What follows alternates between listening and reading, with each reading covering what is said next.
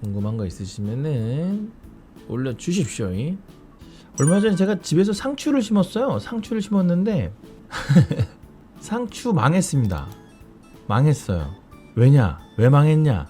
이렇게 심어서 망했어요. 너무 많이 심은 거죠.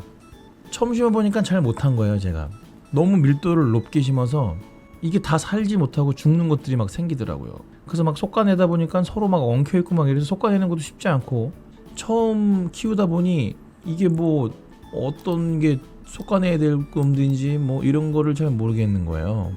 헷갈리더라고요, 저는 나름.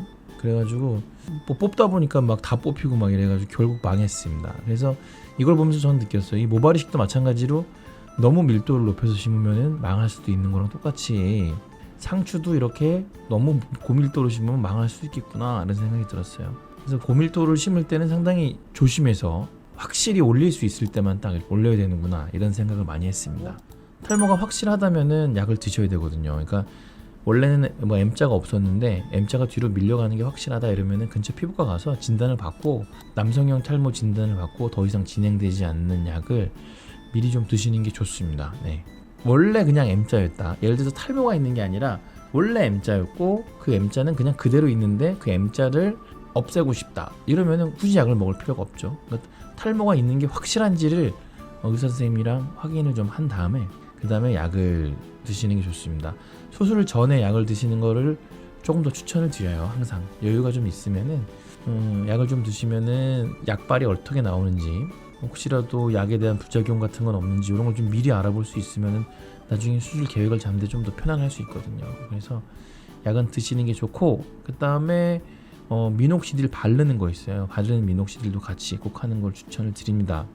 이게 먹는 약을 드셨을 때에 발모 효과나 아니면 약 뭐 탈모 방지 효과나 이런 거는 사람들에 따라 다릅니다. 탈모 정도에 따라 다른 게 아니라 체질에 따라 다른 것 같아요. 체질에 따라서. 그래서 어떤 사람들은 탈모가 진행이 많이 됐더라도 약발이 잘 나와서 막 좋아지는 분들도 있고, 어떤 분들은 탈모가 별로 진행이 안 되는데 약을 먹어도 차이가 없는 그런 분들도 있고, 얼마나 좋아지는지 이런 거는 사람마다 좀 차이가 있기 때문에 뭐 드셔봐야지만 알 수 있는 부분이 있어요. 그래서 머리가 다 날라갔다고 표현하신다면은 탈모가 진행이 좀 많이 됐다 이렇게 보면 되는 거잖아요. 탈모 진행이 많이 됐다 이러면은 보통은 수술을 하는 입장에서 볼 때는 뒤에서 뽑을 수 있는 양은 많지 않은데 앞에 심어야 될 면적은 넓다 이런 표현이 될 수도 있거든요. 그러면은 약을 드시면은 이 심어야 될 면적이 조금 줄어드는 경우들이 많아요. 약 보통 이제 한 20%에서 30% 정도, 한 30% 정도 환자들은 면적이 줄어듭니다. 면적이 좀 줄어들어서 정수리 쪽이 특히 좀 많이 줄어드는데, 이쪽이 이렇게 줄어들면은 그러면은 조금 더 수술을 앞쪽에 포커스를 둬서 조금 더 밀도를 높여서 멋지게 할 수가 있겠죠. 지금처럼 탈모가 조금 심하실 때는 피나스테리드보다는 두타스테리드 쪽을 조금 쓰면은 조금 더 강력한 효과가 나올 수 있거든요. 우선은 만모 정도 이식을 하려고 하신다면은 만모 정도 이식하는 케이스가 좀 있는 병원인지를 좀 확인해 보시고, 그 대량 모발 이식이랑 앞에 M자 탈모 수술은 조금 성질이 많이 다릅니다. 그래서 대량 모발 이식은 조금 신경 써야 될 것도 많고, 그 다음에 이제 수술 시간이나 이런 것들이 또 수술의 결과에 영향을 미치는 것들도 많고 그러기 때문에, 그렇죠, 그런 것들을 한번 좀 잘 판단하고 마시긴 해야 될 것 같아요. 가뭄에 콩나듯이 대량 모발 이식을 한다 그 병원이, 그러면은 대량 모발 이식 할 때는 좀 손발이 착착 맞지 않을 수도 있습니다. 그래서 그런 것들을 좀 잘 생각해 보시고, 이게 대량 모발 이식은 여러 가지를 고민해야 되는데, 어디 가서 하시던 간에 탈모 진행이 어떻게 되고 있는지, 그러니까 약이랑 먹는 약이랑 바르는 약이랑, 그러니까 비수술적인 치료랑 수술적인 치료의 병행이 잘 돼야 돼요.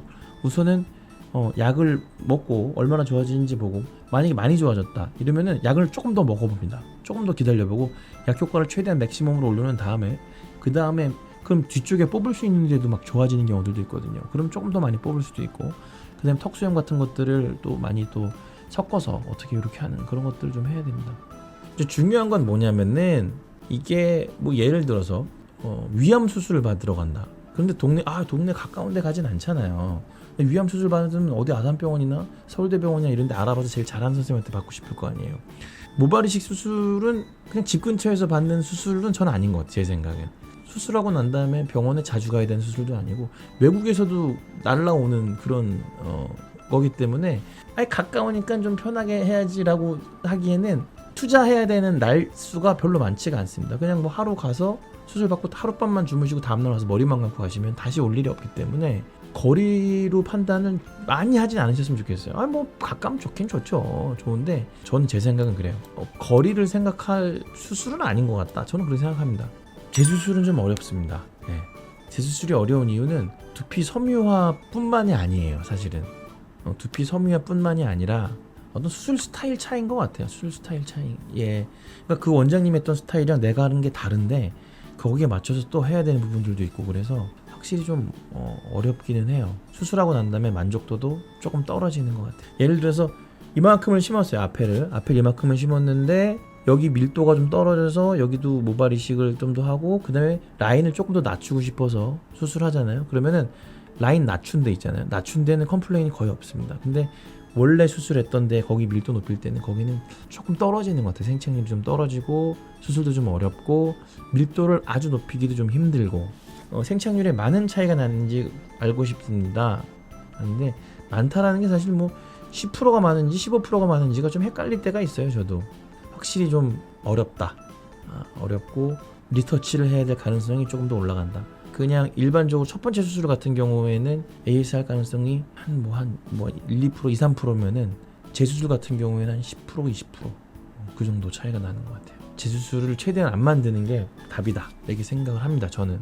암흑기요. 꾸준히님, 암흑기는 보통 수술한 병원마다 좀 달라요. 어떤 병원은 한 열흘 정도 지나면 빠지는 병원들도 있고 그리고 어떤 병원들은 좀 늦게 빠지는 병원들도 있고 그런데 저희 병원 조금 늦게 빠지는 병원이에요. 저희는 대략 3주가 넘어가야 돼요.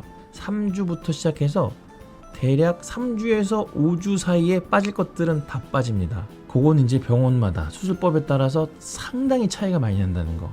그래서 그건 별로 의미는 없는 것 같아요. 근데 이제 재수술을 하시는 분들의 특징들이 있어요. 재수술이 하신 분들이 오히려 이제 그런 얘기를 더 많이 물어보세요. 뭐냐면은 흰머리는 잘 안 빠진다면서요. 흰머리 나는 사람 중에 대머리가 없다면서요. 이렇게 물어보시는 분들이 오히려 더 많을 정도로 사실 근데 그것도 별로 상관이 없는 것 같아요. 탈모랑 새치랑은 별 상관없다. 그렇죠. 이 모발 이식 수술을 할 때 밀도를 꾸준하게 잘 높이는 게 정말 어렵습니다. 밀도를 꾸준하게 잘 높이려면은 제가 심는 것들이 모낭들이 손상이 없이 100% 잘 나와야 되거든요. 나오다가 모낭이 손상된 것들을 섞여 있으면은 그 중간에 밀도가 떨어지는 거예요. 우리가 현미경으로 다 봐가지고 손상된 것들을 다 걸러내고 제일 건강한 것들로만 심어도 밀도를 너무 촘촘하게 심으면은 요령이 없으면은 거기가 생착률이 떨어져요. 또 너무 촘촘하게 심다가 보면은 그쪽에 염증도 좀 잘 생기고 약간 괴사도 될 수 있고 그래서 그걸 꾸준히 안정되게 되는 게 참 쉬운 일은 아닙니다.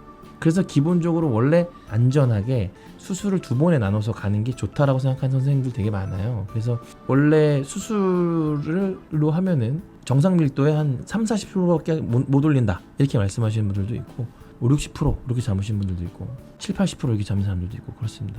저는 밀도를 안정되게 잘 높이는 것도 저는 큰 노하우라고 생각합니다. 아니요. 미녹시딜 먹는 거 드시는구나. 미녹시딜 바르는 거나 먹는 거나 둘 다 초기에는 쉐딩 현상이 생길 수가 있습니다. 근데 이 시점에 좀 빨리 오긴 하신 것 같은데 쉐딩 현상이 좀 있다고 해서 약을 그냥 끊지는 않아요. 혹시 그 쉐딩 현상이 좀 있는 분들이 나중에 장기적으로 봤을 때 조금 더 결과가 좋다라는 논문들도 있고 그래요. 그러니까 그거는 초반에 그냥 일시적인 증상이다 생각하시고 조금 꾸준히 드시길 바랍니다. 만약에 미녹시딜을 드시는 게 본인한테 맞는 선택이라고 그 원장님한테 선택을 받았다면은 2주째 먹고 있다고 해서 끊는 거는 아니다. 이렇게 생각합니다. 보통 이제 저희가 이마 축소술이라는 수술을 하잖아요. 이마 축소, 이마가 너무 넓으신 분들은 아예 이게 뭐 절개로 해가지고 뜯어내서 이렇게 꼬매기도 하는데 상당히 뭐 수술 자체도 공격적이고 부작용도 좀 있을 수 있고 그다음에 이쪽에 흉터 같은 게 좀 그런 것도 걱정이 되고 그러다 보니까 이제 모발 이식으로 간단하게 해결할 수 있는 분들은 이마도 낮추는 것도 하는데 일반적으로 원래 두피가 아니었던 곳에 심으면은 생착률이 떨어지거나 밀도를 더 못 높인다거나 라는 거는 맞는 말은 아닌 것 같습니다. 제 생각에는. 그럼 모발이식하는 의사 선생님들이 디자인하고 그럴 때 어디까지가 이마였는지를 보고서는 그걸 갖고서 막 엄청 고민하고 그럴 거예요. 그렇게 하는 원장님은 저는 없다고 봐요. 그리고 이제 저희가 그 통계를 보면요, 머리카락이 가장 많이 빠지는 시기가 보통 10월 달이에요. 10월 달. 사람들도 어떤 털갈이처럼 계절성으로 머리가 더 빠지는 분들이 있다. 그래서 10월 달쯤에 머리가 좀 더 빠질 수 있어요. 그래서 계절적이다. 이렇게 생각하시면 될 것 같습니다. 자, 나머지 주말 오후 편안하게 보내시고 저녁 맛있게 드시고 가족들이랑 좋은 시간들 보내시기 바랍니다. 자, 잘 지내세요.